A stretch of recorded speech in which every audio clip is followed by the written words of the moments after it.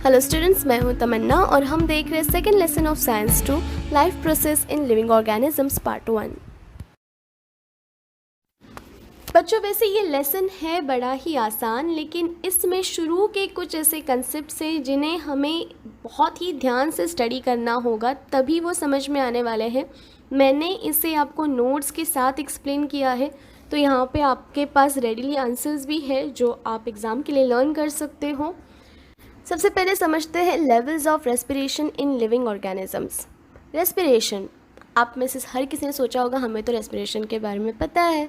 We inhale oxygen and exhale carbon dioxide, यही है respiration, right. लेकिन ये रेस्पिरेशन एट बॉडी लेवल है। अब तक जो रेस्पिरेशन हम पढ़ते आए हैं ये फर्स्ट लेवल है एट बॉडी लेवल।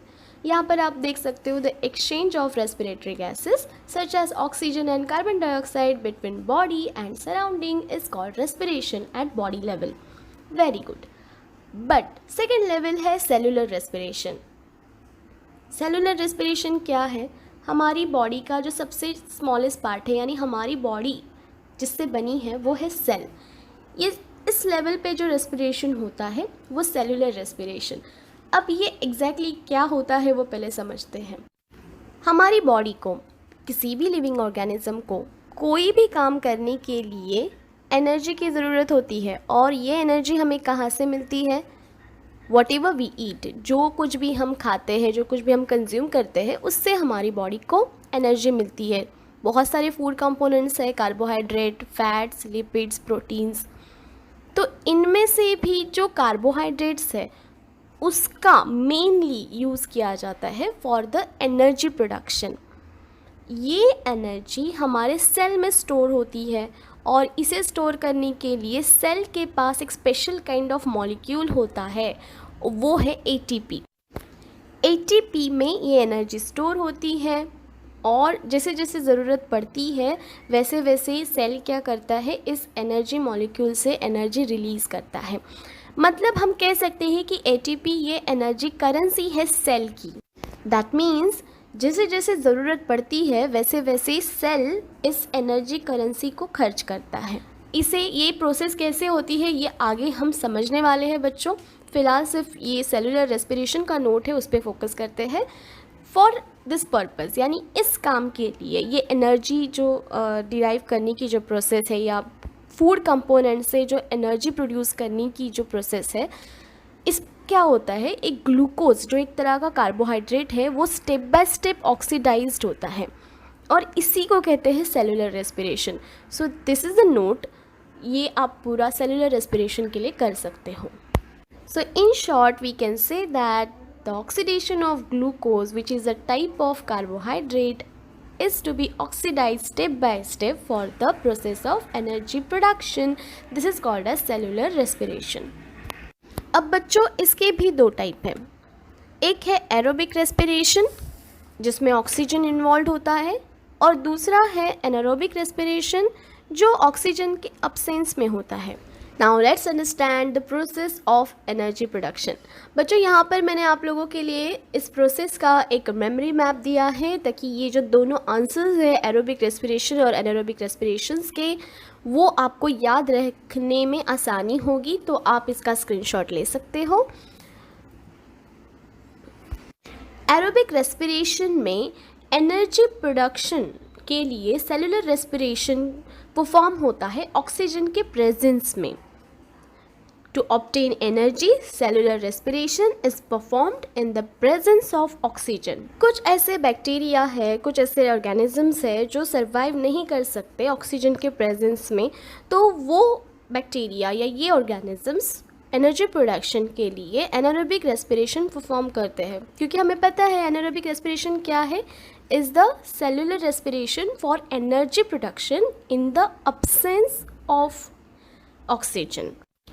बच्चों, जब हम कंटिन्यूसली एक्सरसाइज करते हैं तब हमारे सेल में, हमारी बॉडी के सेल में ऑक्सीजन की शॉर्टेज हो जाती है। तब इस केस में मसल्स और कुछ टिश्यूज़ ये क्या करते हैं, एनारोबिक रेस्पिरेशन परफॉर्म करते हैं एनर्जी प्रोडक्शन के लिए। तो इट मीन्स हमारी बॉडी में भी एनारोबिक रेस्पिरेशन होता है। एरोबिक रेस्पिरेशन में जो ग्लूकोज है वो कंप्लीटली ऑक्सीडाइज्ड होता है और एनारोबिक रेस्पिरेशन में ग्लूकोज कंप्लीटली ऑक्सीडाइज नहीं होता, ये इनकम्प्लीटली ऑक्सीडाइज्ड होता है, जिसकी वजह से less amount of energy obtain होती है।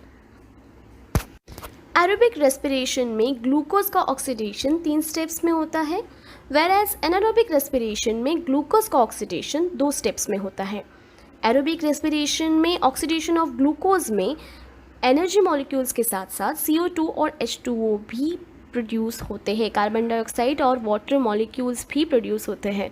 तो बच्चों अभी ये एरोबिक रेस्पिरेशन के तीनों स्टेप्स एक एक करके समझते हैं। सबसे पहले ग्लाइकोलाइसिस। ग्लाइकोलाइसिस ये फर्स्ट स्टेप है एरोबिक रेस्पिरेशन की, ये होती है साइटोप्लाज्म में। ये सेल है और ये है सेल का साइटोप्लाज्म, यहाँ पर ये प्रोसेस परफॉर्म होती है।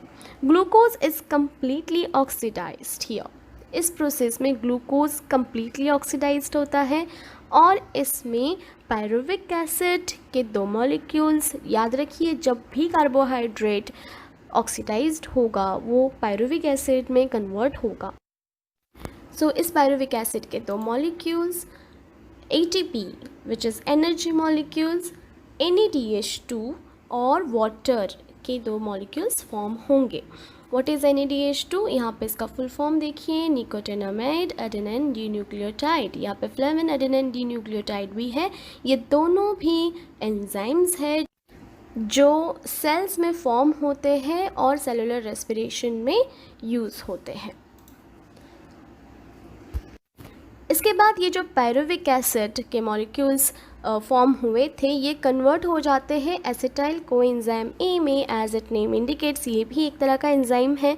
ये पायरुविक एसिड इस एसिटाइल कोएंजाइम ए में कन्वर्ट हो जाता है और लास्टली फिर NADH2 और कार्बन डाइऑक्साइड्स के 2 मॉलिक्यूल्स रिलीज़ होते हैं। तो आपको याद रखना है कि ग्लाइकोलाइसिस के एंड में क्या रिलीज़ होता है, NADH2 और CO2 कार्बन डाइऑक्साइड, और ये एक एंजाइम के 2 मॉलिक्यूल्स रिलीज़ होते हैं।